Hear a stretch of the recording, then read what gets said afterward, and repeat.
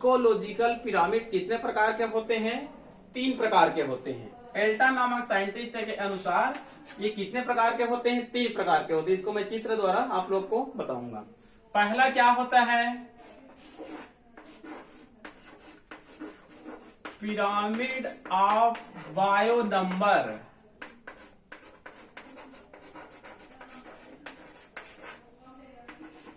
दूसरा होता है पिरामिड ऑफ बायोमास। तीसरा होता है पिरामिड ऑफ बायो एनर्जी।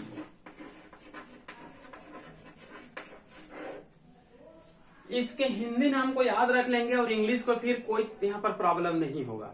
3 प्रकार के हैं, bio number, biomass, bio energy. ये होता है जीव संख्या,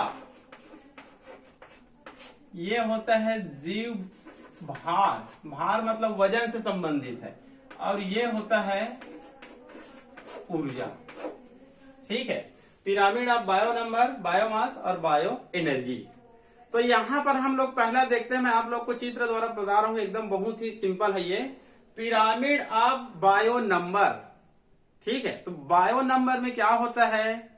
इसके अंतर्गत कोई भी इकोसिस्टम में, इसके अंतर्गत कोई भी इकोसिस्टम में हम लोग जाएंगे तो वहां पर आधार क्या रहेगा? जीवों की संख्या, जीवों की संख्या।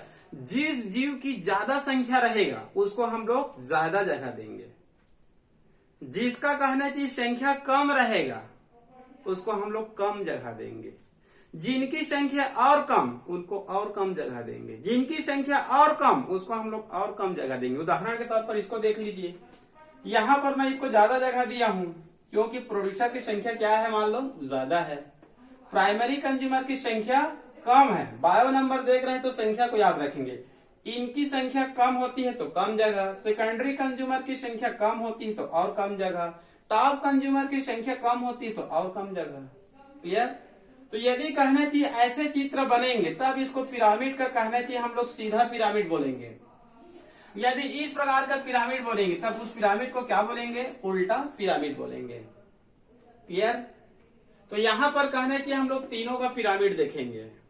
ठीक है जी। इकोलॉजिकल पिरामिड, तो यहां पर जनरली तौर पर 3 प्रकार है एल्टन के अनुसार। पहला मैं बता रहा हूं चित्र द्वारा, pyramid of bio number. Bio number में आप लोग जीवों की संख्या को याद रखना है कि किस इकोसिस्टम में जीवों की संख्या सबसे ज्यादा होती है। जिनकी संख्या ज्यादा है उसी को आपको ज्यादा जगह देना है। क्लियर?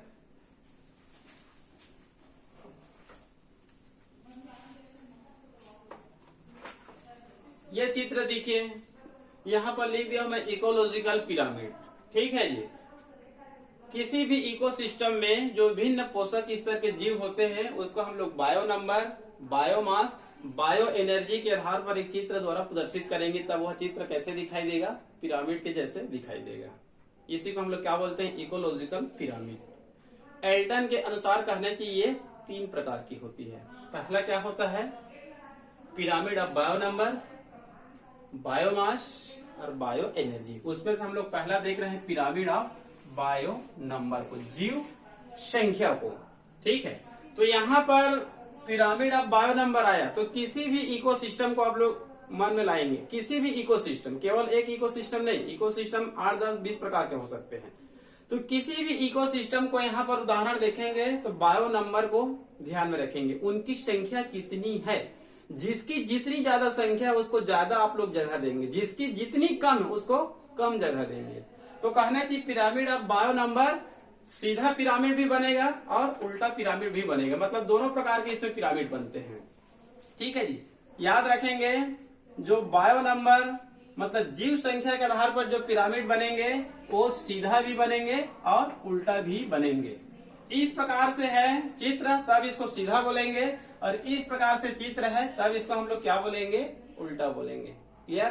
तो यहाँ पर पहला उदाहरण मैं बता रहा हूं आप लोगों को, ग्रासलैंड इकोसिस्टम, घास का पारिस्थितिक तंत्र का एक पिरामिड। तो हम लोग इसको घास का इकोसिस्टम मानते हैं, तब इसका पिरामिड कैसे बनेगा? सीधा बनेगा। जीव संख्या को ध्यान में रखिए। देखिए किसी भी हम लोग ग्रास लैंड में जाएंगे तो वहां पर जो प्रोड्यूसर रहेगा, इनकी संख्या क्या होती है, ज्यादा होती है। किसी भी आप लोग ग्रास लैंड में जाइए, इनकी संख्या ज्यादा रहेगा, घास कहीं रहेगा, अनगिनत रहेगा, तो इनकी संख्या ज्यादा है तो इसको देखिए हम लोग ज्यादा स्पेस दे दिए हैं। उसके बाद कहना चाहिए इसमें जो प्राइमरी कंज्यूमर पाए जाएंगे, चाहे कहना चाहिए रैबिट है, चाहे कहना चाहिए काऊ है, चाहे सीप है, चाहे बफेलो है, चाहे भेड़ है, चाहे बकरी है, चाहे मंकी है, चाहे एलिफेंट है, ठीक है। इनकी संख्या इनसे कहना चाहिए कम होती है तो इनको कम जगह दे देते हैं। उसके बाद उस ग्रास लैंड में हम लोग जाएंगे तो सेकेंडरी कंज्यूमर की संख्या कम हो जाएगी, इनकी संख्या ज्यादा नहीं होती है तो इनको हम लोग कम जगह दे दिए। अब इसी इकोसिस्टम में हम लोग टॉप कंज्यूमर में जाते हैं, टर्शियरी कंज्यूमर में जाते हैं तो इनकी संख्या और बहुत कम होती है, ठीक है। टाइगर है, लायन है, इनके जगह में हम लोग मोर भी मान सकते हैं, बाघ भी मान सकते हैं और बड़ी सांप मतलब अजगर भी मान सकते हैं, उनकी संख्या और कम होती है। तो इस प्रकार से ग्रास लैंड का हम लोग इकोसिस्टम देखेंगे तो इनका पिरामिड कैसे बनेगा, सीधा बनेगा। यदि इसी को आप लोग 1 मिनट के लिए आप लोग फॉरेस्ट इकोसिस्टम मान लीजिए, क्या मान लेते हैं, फॉरेस्ट इकोसिस्टम, तो भी ये सीधा बनेगा, क्योंकि फॉरेस्ट इकोसिस्टम में भी कहना चाहिए पौधों की संख्या ज्यादा रहेगा, इनकी संख्या इनसे कम रहेगा, इनकी संख्या इनसे कम रहेगा, इनकी संख्या इनसे कम रहेगा। तो फॉरेस्ट इकोसिस्टम मानिए इसको, चाहे आप लोग ग्रास इकोसिस्टम मानिए, ठीक है जी।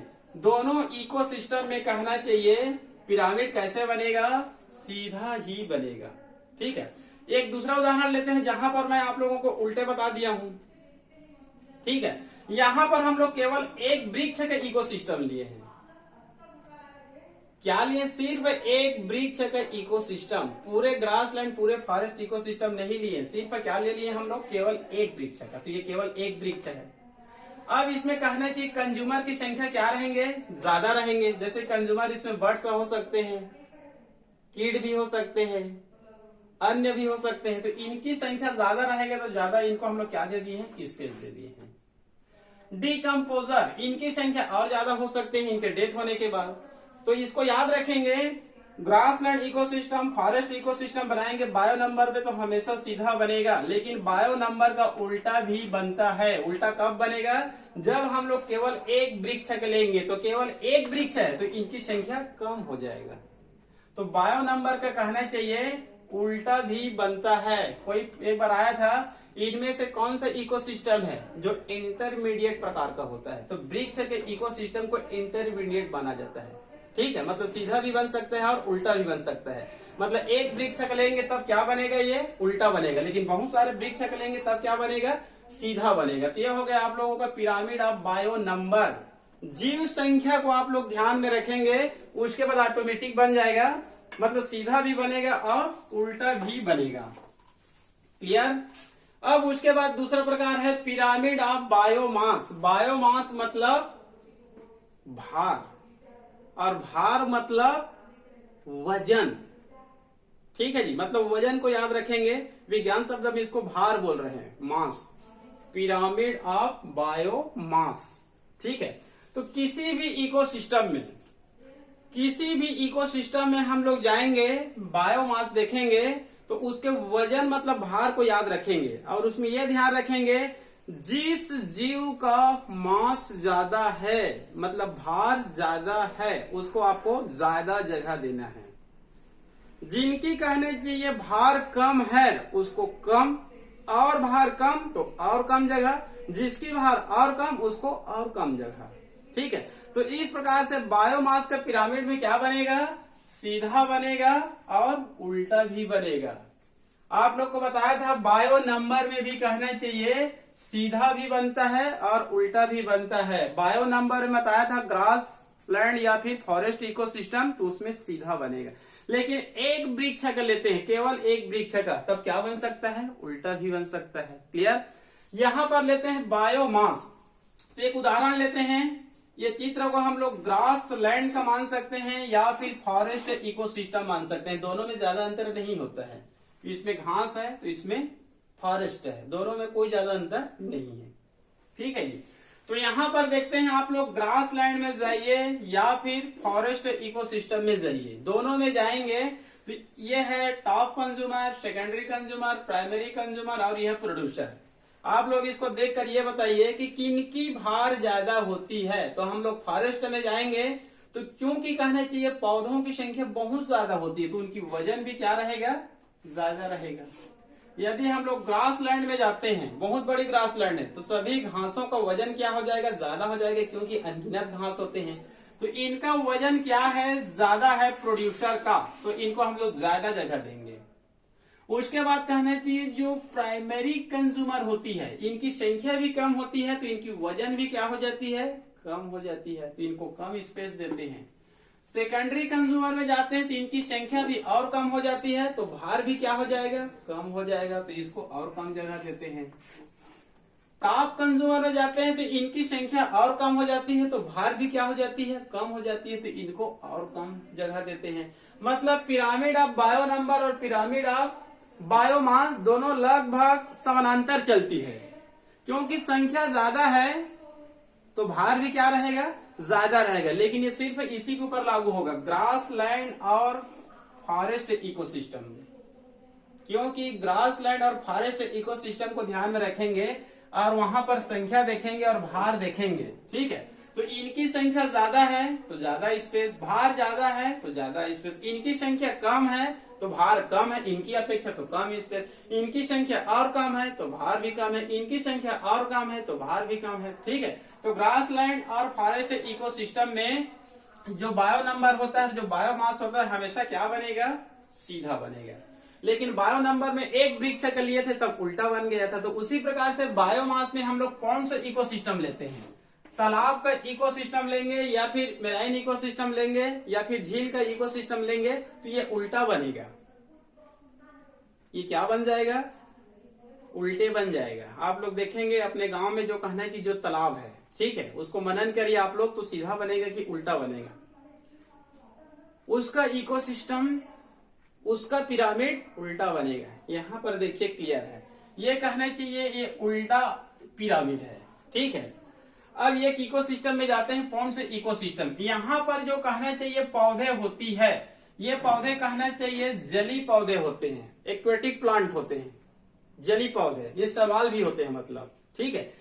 किसी भी तालाब में जाएंगे तो जली पौधों जो सवाल होते हैं उनकी संख्या क्या होती है, कम होती है, तो उनका कहना है कि जो भार रहेगा, मास रहेगा, वो भी क्या रहेगा, कम ही रहेगा, क्लियर। इसी कारण इसको हम लोग कम स्पेस दे दिए हैं। प्रोड्यूसर, इनकी मास कहने चाहिए क्या होती है, भार क्या होती है, कम होती है, कौन से इकोसिस्टम में। उसके बाद जाते हैं प्राइमरी कंज्यूमर, यहाँ पर आ जाएंगे जूप्लेक्टॉन्स, बेंथोस या फिर डाई एटम्स, इनकी भार इनसे ज्यादा हो जाती है तो इनको ज्यादा स्पेस दे दिए हैं। सेकेंडरी कंज्यूमर, ये जो छोटी छोटी मछलियां होती है, बहुत सारे छोटी छोटी मछलियां होती है, छोटी बड़ी छोटी बड़ी छोटी बड़ी मध्यम, इनकी भार अधिक हो जाती है इनकी अपेक्षा, तो इनको ज्यादा स्पेस दे दिए हैं। उस तालाब में, उस समुद्र में बड़ी मछलियां होती है, ठीक है, तो इनका भार क्या कहना चाहिए, और ज्यादा हो जाती है। यहाँ पर चित्र में एक बताया हूं, लेकिन समुद्र में जाइए आप लोग, बड़े तालाब में जाइए, बड़ी मछलियों की संख्या बहुत ज्यादा भी हो सकती है, तो उनका वजन मतलब भार क्या हो जाएगा, ज्यादा हो जाएगा। तो कौन से इकोसिस्टम में बायोमास का कहना चाहिए पिरामिड कैसे बनती है, उल्टी बनती है, क्लियर। इनकी वजन कम तो कम स्पेस, इनकी वजन ज्यादा तो ज्यादा स्पेस, इनकी वजन मतलब भार ज्यादा तो ज्यादा स्पेस, इनकी भार और सबसे अधिक तो ज्यादा स्पेस। तो याद रखेंगे बायोमास में ग्रासलैंड या फॉरेस्ट में जाएंगे या फिर डिजर्ट में जाइए, मरुस्थली में या टुंड्रा में जाइए या फिर अन्य में जाइए, तो हमेशा ये सीधा बनेगा। लेकिन आप लोग पॉन्ड्स में जाइए, लेक में जाइए, ओशियन में जाइए, सी में जाइए, ये क्या बनेगा, ये उल्टा ही बनेगा, क्योंकि यहाँ पर जो फिश होती है, बड़ी मछलियां होती है, उनकी भार क्या हो जाती है, ज्यादा हो जाती है, क्लियर। उसके बाद है तीसरा, ठीक है जी, pyramid of bioenergy, pyramid of bioenergy. इसमें ध्यान देने बात यह है, इसको हमेशा नेट पे पूछा जाता है किसी भी कंपटीशन परीक्षा में। पिरामिड ऑफ बायो एनर्जी मतलब जैव ऊर्जा का पिरामिड हमेशा सीधा बनेगा, इसमें सीधा और उल्टा, इसमें सीधा और उल्टा। लेकिन ये जो बायो एनर्जी है इसमें कहना चाहिए पिरामिड हमेशा क्या बनेगा, सीधा ही बनेगा, कभी भी उल्टा उसमें नहीं बनेगा। हमेशा कहने चाहिए क्या बनती है, इसमें सीधा बनती है। ठीक है, इसको याद रखेंगे, कई बार इसको पूछा जाता है वह कौन सा पिरामिड है जिसमें, सॉरी वह कौन सी कहना चाहिए, ये नाम दे दिया रहेगा, कौन सी पिरामिड है जिनका कहना चाहिए पिरामिड हमेशा सीधी बनती है। तो पिरामिड ऑफ बायो एनर्जी, इसका कारण यह होता है कि किसी भी इकोसिस्टम में हम लोग जाते हैं तो जो सूर्य से ऊर्जा आती है, किसी भी इकोसिस्टम में जाएंगे तो जो सूर्य से कहना चाहिए ऊर्जा आती है, उन सभी